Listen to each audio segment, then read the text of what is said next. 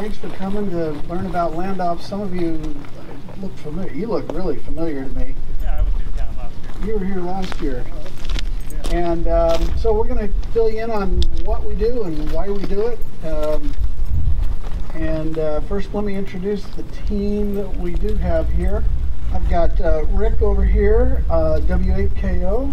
Charlie is into TFS, and Russ is a KI6MLU. Can you guys hear me okay? It's not too loud, is it? Yes, Lilo, L1, L1. And Lilo pending. That'd be a great spot. Lilo's pending. So what is Land Ops? Because I get asked that so many times. Land Ops is actually an amateur radio club. We are affiliated with the ARRL. We actually got started back in about 2009. Chris Deering, KI6 QDM. Chris was having various family events, and so he was interested in geocaching, but he wanted to do something different, and so he started putting out little courses with little boxes and stuff for his family to go try and find, and each one had instructions in them. And then he came up with the idea, he says, well gosh, I'd love to go off-roading, and maybe we could do something like that off-road. And so they started doing that, laying out teams of and lines of caches for people to find. And then eventually he got his ham license, and he said, wow, this really works for doing this. And so over time this thing is really synthesized into a lot of different stuff that we will talk about. But basically Land Ops is a group that, as Chris likes to coin the phrase, we find things. And we've been known to not only find little caches like this, but a couple of years ago they went on a quest to, as a club, we went on a quest to try and track down the location of the Old Woman meteorite impact area, which is in the Old Woman Mountains off to the west. And we ended up doing a documentary on that, which is available to watch on YouTube. It's about a 30-minute documentary, and it incorporated all the aspects of Land Ops and the technologies that we use that a lot of you are already familiar with, APRS and a lot of other things. But we basically are, we started off as an off-road club, and then a couple of years ago it became our advantage to become an actual incorporated, affiliated amateur radio club in order to participate in some of the insurance stuff from the ARRL. Jeez. And so we incorporate off-roading with some aspects of geocaching and aspects of navigation, usually using a handheld GPS or a tablet-based GPS in order to find little boxes, and inside these little boxes will be instructions of where you are to go next and how to get there and how you're going to get the coordinates. And sometimes you have to interact with another team that might be 2 or 3 or 4 miles away from you in order to figure out where you're going. And so that's the final part of our whole Land Ops is teamwork and communication. We do utilize VHF radios are, for the most part, our club frequency, if you will, is 145.555, and everybody is welcome to listen in tomorrow night. We're going to be running a night op, and we'll tell you a little more about that in a little bit. But you can listen in on that. It's Simplex 145.555, and we will start off about 6 o'clock tomorrow night. So some of the lingo that we use sounds more tactical in nature, and at one time Chris was using the word tactical a little bit more, and that kind of drew the attention of some people that got critical of us, thinking, oh, you guys are a bunch of paramilitary people or something like that, you know. And we're so far from that. It's crazy. We are just a bunch of off-road guys that also are a little bit of ham geeks that like to do all and synthesize all these things together. But we use the term op to describe what an off-road event will be. And an op is basically a course that's laid out with 2 or more lines, and there are hidden caches along that course. And so these little caches during the daytime, you almost can't see those things. They're very hard to find, and then when you tuck them up under a bush or something, it really takes a little skill to see these things. And your typical GPS is really only accurate within about 15 feet or so. Maybe some of the newer ones might get a little bit tighter than that, but the typical GPS you would buy. So you gotta look around, and we've seen people kick around areas for 10 minutes looking for a box that they've stepped on literally 3 or 4 times walking around. The other part of the op is obviously the exercise of communicating with the other team. And we always incorporate what we call a closed net. So we set up a net control. Tomorrow's night's op, Rick will be our net control operator. And so we run it as a closed net for the operation. That cuts down on the amount of chatter that takes place and keeps the frequency open so that the teams can communicate when they need to, once net control gives them permission to do that. So part of our mission as an amateur radio club is to help our members become better ham radio operators and have better ham radio skills. And we're also there to teach people how to use these silly things, because these can be really helpful. But a lot of people look at them and they just have no clue how to put in a coordinate or to find out where you want to go, where you're at, from where you're at. So we help everybody with that in our group. Yes, sir. I imagine you can use your phones, the GPS in the phone. You can use your GPS in your phone. However, most of the places we go, there's no cell service. So if you're relying on a map, you have to download it ahead of time. And so some software allow you to do that. Even Google Maps will allow you to do that. You just don't get the detail necessarily in Google Maps like you would in some of the other apps. And we'll talk a little bit more about some of the software that we use in GPSs. Okay. So some of our elements of our typical Land Ops event. 2 meter ham is our go-to, 145.555 simplex.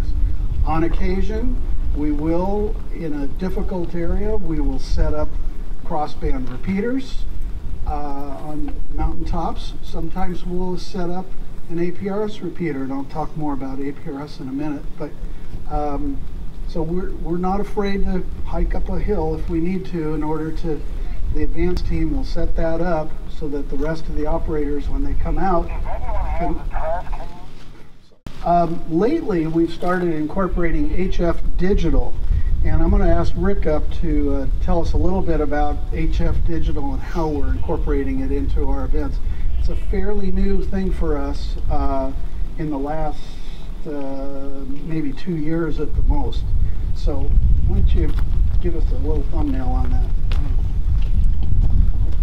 HF Digital. The real reason we use it is because a lot of times we'll operate from one team to another or one camp to another too far away where 2 meter won't reach, and it's too close to get in easily with long range HF. So we'll use like NVIS or NVIS. And like for our last op, we're about 90 miles apart, and we have 2 camps, and the teams needed to coordinate to get the coordinates from one camp to the other. And so with a laptop and using Contestia mode, using 80 meters, we had an operator on each end doing that. Not something we expect everybody to do, but as a net operator, that's what I was doing. And a lot of fun. It just proves to us that we can make communications happen almost under any condition. And, you know, but we're at the bottom of the sun cycle right now, so it's pretty bad just in general. But 80 meters where everybody thinks it's dead, especially during the day, it worked really good for us. Short distance because we're hopping. And we used digital modes. You know, there's a lot of them out there. PSK31. We happen to use Contestia. It just works pretty well for us. We're gravitating into a CW a little bit too, but you know, most of the time Contestia works because almost anybody can type on a laptop. Nobody knows Morse code, right? So, any questions on that? Gives a quick overview on what we do with HF. Okay. Perfect. Thanks. Obviously, we talked a little bit about navigation with GPS. Usually what will happen, we'll start off an op, we'll set up, we'll tell everybody that they have a rendezvous point to get ready for the event. We'll give GPS coordinates to the two team captains who distributes those among the team. And everybody shows up and sits there and waits until, and checks in with net control. We usually have a radio check-in at that point, make sure everybody's available and can communicate. And then net control will release either Alpha team or Bravo team. And again, we use some lingo like this, not because we want to be tactical, it's just really simple to call them Alpha and Bravo. So, obviously we work with teams, and this is where it gets kind of fun because a good team and a good team leader or team captain is going to try and bring everybody in and give everybody a chance to go, you know, lead the group to go find the next objective. And it also, that team leader is, you know, hopefully is there to help everybody, you know, get their coordinates in correctly. And then we have net control. We do operate under a closed net, so all communications goes through net control, and that just keeps things orderly. And you know, if you ever have to be in a disaster situation, now you know how to come on the radio, and you're not going to just, you know, get in the way of everybody else's traffic. We also have incorporated mesh networking, and the demonstration op tomorrow night we will have mesh network set up. Russ has set up a network, and we'll have a little time for question and answers afterwards if you want to ask Russ specifically about mesh. But you will get a chance to talk on the telephone between two different areas, all using amateur radio frequencies. And then finally, APRS. We do use APRS quite frequently. We probably won't run that tomorrow, but I don't know, we'll see. I don't know if you've got your APRS set up in your rig. It's a normal APRS allows net control, and it also allows we have a group of people in the club called Overwatch. I'm usually in Overwatch. And we're there to travel with each team to make sure each team doesn't get themselves in trouble. If you're ever on one of our ops and you hear my voice come over the air that Alpha team, check your coordinates, you better stop and rethink where you're going. And I only say that in extreme situations because controlled chaos is part of the fun of a Land Ops event. We want people to get a little bit lost and have to figure things out, because that makes it fun. But we want it to be safe.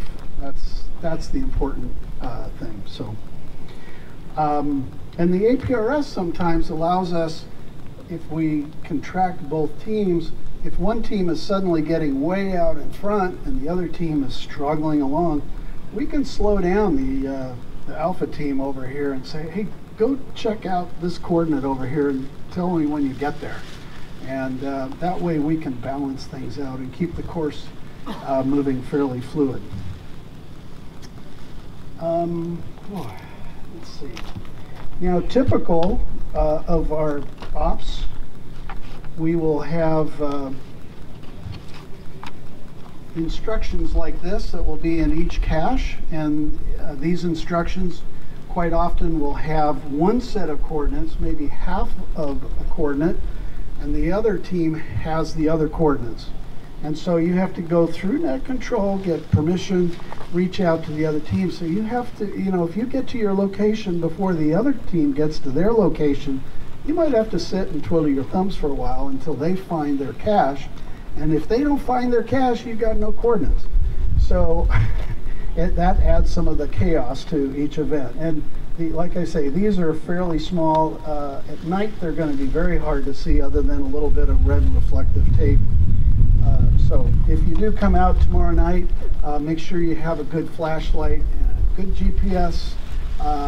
You need some help in figuring it out. We do use the decimal format for our coordinates. We don't use hours, minutes, seconds. It's xxx.xxxx. And we can always help you figure out how to set your GPS for that. Let's see. I do have here, some of you may have seen this already. This is an article that we had published in QST magazine. You're very welcome to read that, and it's got information on how to reach out to Chris if you need to. This kind of talked about one of our events that we held in a place called Monachi Meadows. And periodically on some of our ops, we have what is known as silence of the hams. And you will get to a particular location, you'll open up your cache, and the immediate instruction sheet will say, you've now entered silence of the hams, and ham radio communication is now off. And we have to communicate information to the other team. So quite often that will be with flashlights at night using either Morse code or something similar to that. We've used signal mirrors during the daytime. I'm trying to think if there's any other methods that we've done. I think those are the two primary methods that we use for silence of the hams. Of course, those are provided, right? Sorry? Those are provided, the mirrors, and no. Usually a team will have a mirror. You know, we'll make sure that there's at least one team with a mirror. You just never know. No smoke signals. We haven't done smoke signals yet. That is the first time for everything. Yeah, don't give Chris any ideas. I'm glad he's not here. I'm not going to tell him that one. I'm sure he's thought of it. Yeah, really. Sometimes in these instruction caches there will be a puzzle. Sometimes we've had one that's famous in the past where there's a long phrase and you have to count the numbers, count the number of the letter F in that phrase, and that is impossible.